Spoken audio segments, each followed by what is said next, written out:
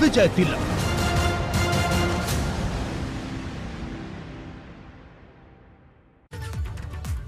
नमस्कार, स्वागत है आपका। आप देख रहे हैं एबीपी गंगा। मैं हूं आपके साथ प्राची पाराशर। न्यूज एट 4 की शुरुआत एक अहम खबर के साथ करेंगे। एक ही फ्लाइट में अखिलेश यादव और प्रियंका गांधी की मुलाकात की जो तस्वीरें हैं वो वायरल हो रही हैं। दिल्ली से लखनऊ वापस लौटते वक्त फ्लाइट में मुलाकात हुई है। फ्लाइट में प्रियंका गांधी वाड्रा और अखिलेश यादव की मुलाकात हुई है, जिसकी तस्वीरें हम आपको दिखा रहे हैं और ये तस्वीरें अब वायरल हो रही हैं। चूंकि एक ही फ्लाइट में दोनों थे, प्रियंका गांधी और अखिलेश यादव दिल्ली से लखनऊ वापस दोनों ही आ रहे थे और एक ही फ्लाइट में सफर कर रहे थे और इसी दौरान दोनों का आमना सामना हुआ, दोनों की मुलाकात हुई और वहीं से जो ये तस्वीरें हैं अब वायरल हो रही हैं। हालांकि सियासत में हर एक तस्वीर के अपने अलग मायने होते हैं और इसीलिए ये तस्वीर भी काफी वायरल हो रही है। इस तस्वीर के भी कई मायने निकाले जा रहे हैं, लेकिन फिलहाल जानकारी ये है कि अखिलेश यादव और प्रियंका गांधी चूंकि एक ही फ्लाइट शेयर कर रहे थे, दोनों दिल्ली से लखनऊ वापस आ रहे थे और फ्लाइट में दोनों का आमना सामना हुआ, दोनों की मुलाकात हुई और उसी मुलाकात की ये जो तस्वीरें हैं अब वायरल हो रही हैं। तस्वीरें आपके सामने हैं। ये फ्लाइट के अंदर प्रियंका गांधी आपको पिंक सूट में नजर आ रही होंगी और सामने अखिलेश यादव हैं। दोनों की मुलाकात की जो तस्वीरें हैं अब वायरल हो रही हैं, क्योंकि अब चुनाव जो है वो पूरी तरीके से अपने शबाब पर आ चुका है। उसमें तमाम राजनीतिक दलों ने अपनी अपनी जो तैयारियां हैं, अपनी अपनी जो चाल है वो चलनी शुरू कर दी है और ऐसे में अब इन दोनों नेताओं की फ्लाइट में मुलाकात की तस्वीरें वायरल हो चुकी हैं और इन तस्वीरों के हालांकि मायने बहुत सारे निकल सकते हैं, लेकिन बहरहाल ये एक फ्लाइट के अंदर की तस्वीरें हैं और इसीलिए इन तस्वीरों को देखकर ये कहा जा रहा है कि दोनों एक ही फ्लाइट शेयर कर रहे थे, एक ही फ्लाइट में सफर कर रहे थे।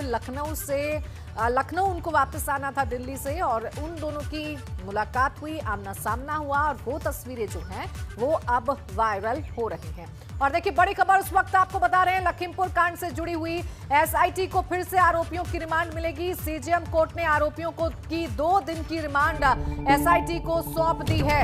ये बड़ी खबर इस वक्त आपको बता रहे हैं। लखीमपुर कांड से जुड़ी हुई बड़ी खबर इस वक्त आपको बता रहे हैं। एसआईटी को फिर से आरोपियों की रिमांड मिल गई है। सीजेएम कोर्ट ने आरोपियों की 2 दिन की रिमांड सौंप दी है एसआईटी को, यानी 2 दिन और अब एसआईटी की रिमांड में ये आरोपी रहेंगे। आपको बता दें, लखीमपुर कांड के ये वो नाम हैं, ये वो आरोपी हैं जिनको लेकर लगातार सवाल खड़े होते रहे। हालांकि जब पुलिस ने गिरफ्तार किया उसके बाद से लगातार पूछताछ जारी रही और आज सीजेएम कोर्ट ने ये फैसला किया है कि इन दोनों लोगों की, इन आरोपियों की जो रिमांड है वो 2 दिन के लिए बढ़ा दी गई है। नवीन अवस्थी मेरे सहयोगी जुड़ गए ज्यादा जानकारी के साथ। नवीन, क्या कुछ हुआ कोर्ट में? बिल्कुल, आपको बता दें सीजेएम कोर्ट में कल एप्लीकेशन डाली गई थी एसआईटी की तरफ से कि फिर से 3 दिन की रिमांड ली जाएगी, जिससे सुमित जायसवाल और आशीष को आमने सामने बैठाकर पूछताछ की जाएगी। इस पर आज जो है बहस हुई दोनों अभियोजन पक्ष और बचाव पक्ष के अधिवक्ताओं द्वारा कई बार हुई। इसके बाद फैसला सुरक्षित कर लिया गया था और अभी जो जानकारी मिली, अभी तुरंत जो बचाव ये अभियोजन पक्ष के वकील एसपी यादव ने बताया कि इनको 2 दिन की रिमांड पर एसआईटी को सौंप दिया जाएगा। ये रिमांड आज शाम 5 बजे से शुरू होगी और 24 तारीख की शाम 5 बजे तक रिमांड चलेगी। हालांकि ये जो आपको बता दें 3 अक्टूबर की घटना है, उसके बाद में आशीष को जो एसआईटी ने गिरफ्तार किया था और 10 अक्टूबर को एक बार 3 दिन की रिमांड एसआईटी को मिल चुकी थी। उसके बाद भी अभी कुछ सवाल रह गए थे जो पूछताछ करना बाकी है और अभी जो कल सुमित जायसवाल को एसआईटी ने अपने रिमांड पर लिया गया था और अब इन दोनों लोगों को आमने सामने बैठाकर फिर से एक बार पूछताछ की जाएगी। संभवतः ये दोबारा क्राइम सीन क्रिएट किया जा सकता है, शायद वहां पर जाके फिर से संभवतः क्रिएट किया जा सकता है। फिलहाल ये जरूर है कि एसआईटी जो है यहाँ पर फिर से सभी अभियुक्तों को आमने सामने बैठाकर पूछताछ कर सकती है और 2 दिन की इनको रिमांड कोर्ट में, सीजेएम कोर्ट में देगी। नवीन, 2 दिन की रिमांड को बढ़ा दिया गया है, यानी 2 दिन अभी और पूछताछ की जाएगी इन आरोपियों से। लेकिन अब तक की जो पूछताछ हुई है उसके बारे में कोई जानकारी निकलकर सामने आई है? अभी तक तो ये नहीं पता चल पाया कि एसआईटी जो है जांच पूरी तरीके से गुप्त रखती है। हालांकि जो बचाव पक्ष का कहना था, जो अधिवक्ता थे ये अवधेश सिंह, उनका कहना था ये जो है जबरदस्ती तरीके से किया जा रहा है। ये जो है जी चलिए, शुक्रिया नवीन आपका तमाम जानकारी और अपडेट्स देने के लिए। तो देखिए, एसआईटी को फिर से आरोपियों की रिमांड मिल गई है और ये रिमांड 2 दिन के लिए बढ़ाई गई है, यानी 2 दिन की रिमांड अब एसआईटी को मिल गई है लखीमपुर कांड के आरोपियों की। यूपी में होने वाले विधानसभा चुनावों में कुछ ही महीने बचे हैं, जिसके लिए सभी पार्टियों ने कमर कस ली है और सबकी नजर है बहुमत पर। इसी बहुमत को हासिल करने के लिए अब जातियों पर हर राजनीतिक दल का फोकस है। भाजपा अगड़ों के साथ साथ पिछड़ों को और ओबीसी वोट बैंक को साधने की कोशिश में है। यही वजह है कि भाजपा ने सामाजिक प्रतिनिधि सम्मेलन को आयोजित किया, जिसमें काफी तादाद में यादव समाज से जुड़े नेता और कार्यकर्ता शामिल हुए। भाजपा के इस सम्मेलन का मकसद है करीब 52% ओबीसी वोट बैंक में शुमार 10% यादव समाज का वोट बैंक हासिल किया जाए।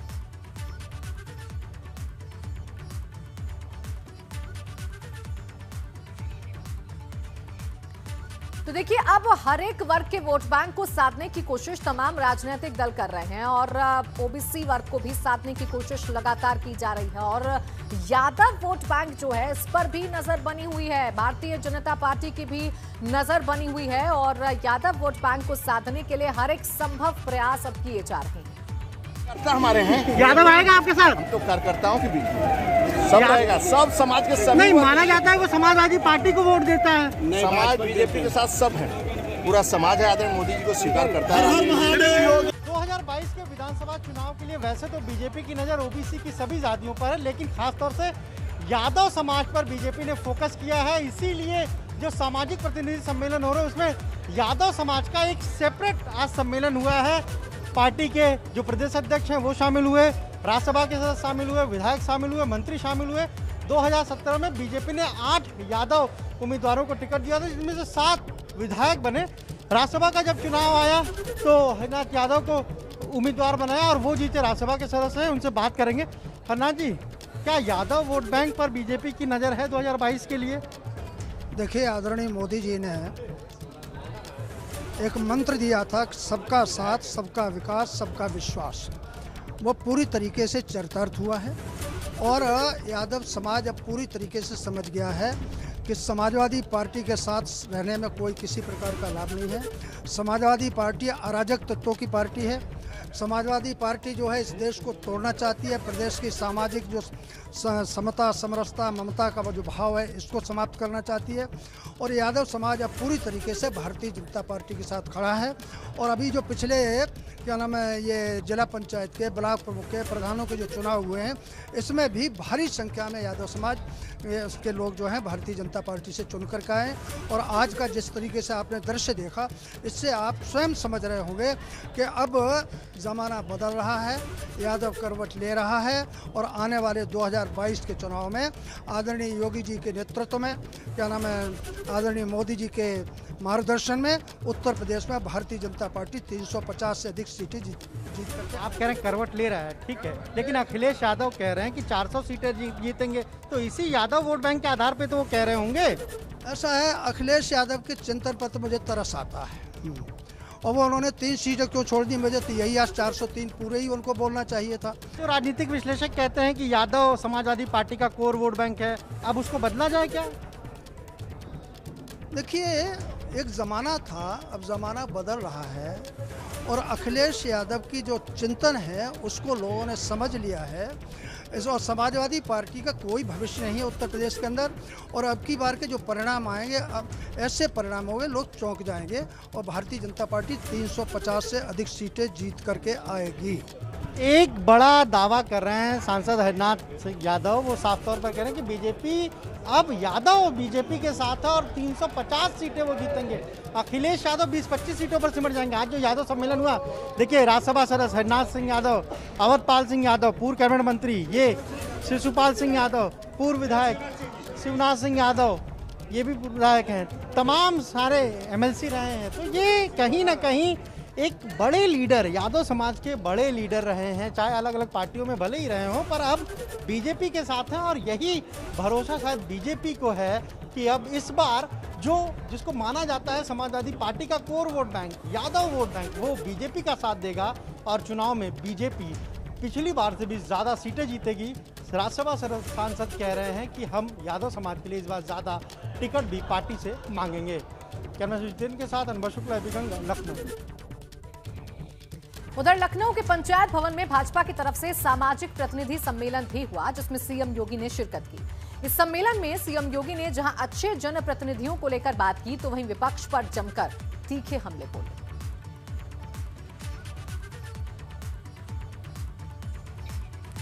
तो मुख्यमंत्री योगी आदित्यनाथ की बड़ी बातें क्या रही, ये हम आपको बता रहे हैं। उन्होंने कहा कि कोरोना काल में विपक्ष ने दुष्प्रचार किया, मोदी सरकार ने धारा 370 खत्म की। इसके साथ ही सबका साथ सबका विकास हकीकत में हमने करके दिखाया है। मुख्यमंत्री ने कहा कि अब बिना भेदभाव के काम हो रहा है। आज आप देख रहे होंगे भारतीय जनता पार्टी की केंद्र की सरकार हो या प्रदेश की सरकार, आवाज दे जा रहे सबको बिना भेदभाव के, शौचालय दिए गए बिना भेदभाव के, रसोई गैस के सिलेंडर दिए जा रहे बिना भेदभाव के, किसान सम्मान निधि दी जा रही है बिना भेदभाव के, ऋण माफी की योजना हुई है बिना भेदभाव के, 5 लाख रुपए की स्वास्थ्य बीमा का कवर दिया जा रहा है बिना भेदभाव के, और सबको राशन देने की कार्रवाई, फ्री में राशन देने की कार्रवाई बिना भेदभाव के, और कोरोना जैसी महामारी से बचाव के लिए भी सबको फ्री में वैक्सीन, सबको वैक्सीन भी बिना भेदभाव के। ये होती है सरकार। कि सरकार के समय इन आतंकवादियों के मुकदमे वापस होते थे, हिंदुओं पर झूठे मुकदमे दर्ज होते थे, राम भक्तों पर गोली चलाई जाती थी और आतंकवादियों की आरती उतारी जाती थी। क्या ये सच नहीं है क्या?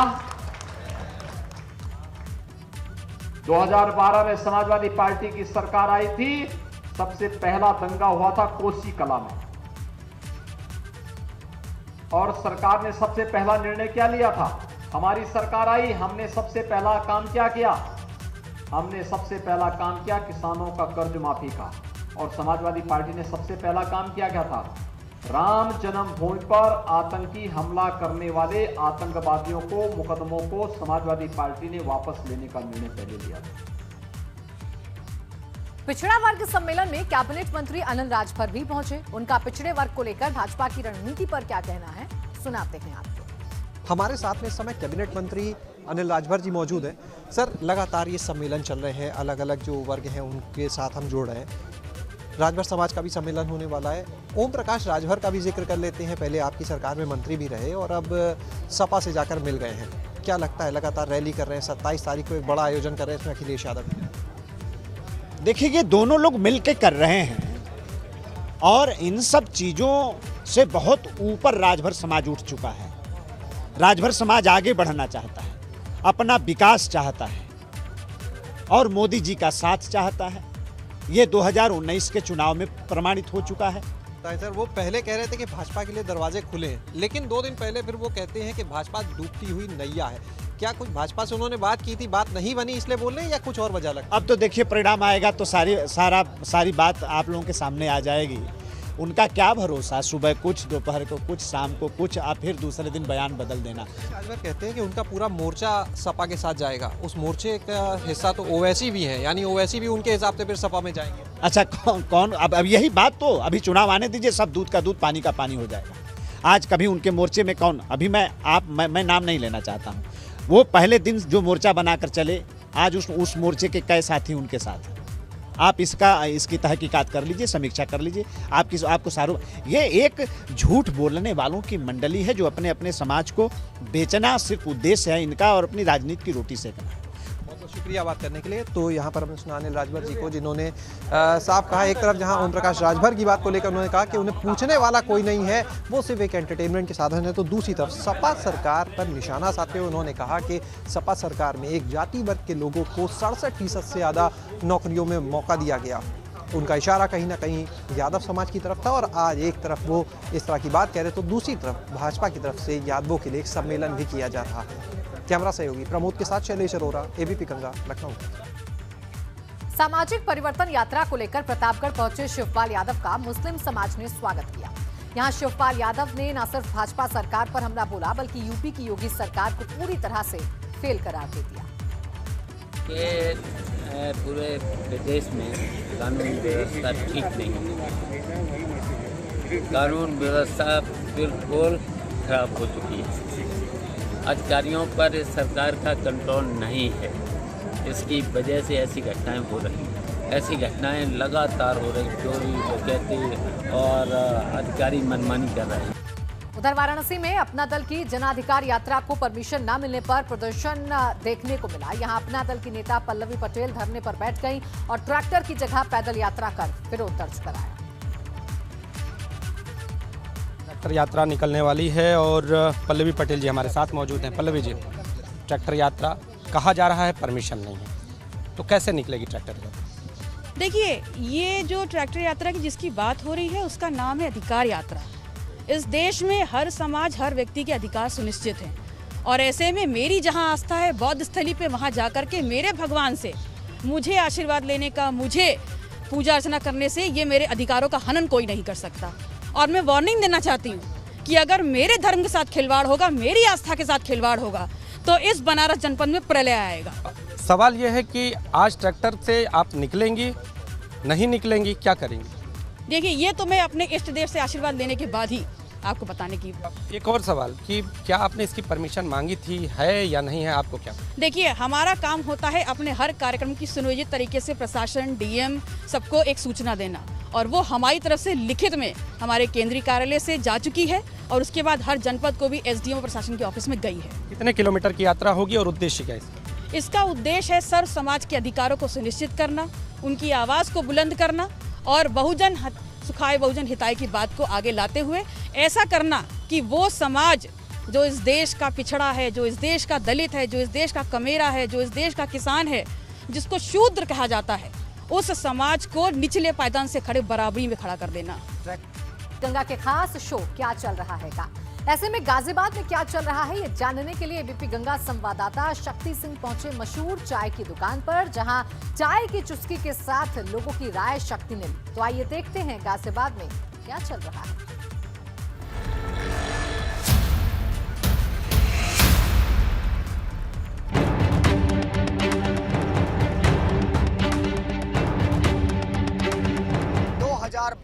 के चुनाव को लेकर गाजियाबाद की जनता क्या सोचती है और क्या चल रहा है चाय की दुकान पर, बात करते हैं लोगों से।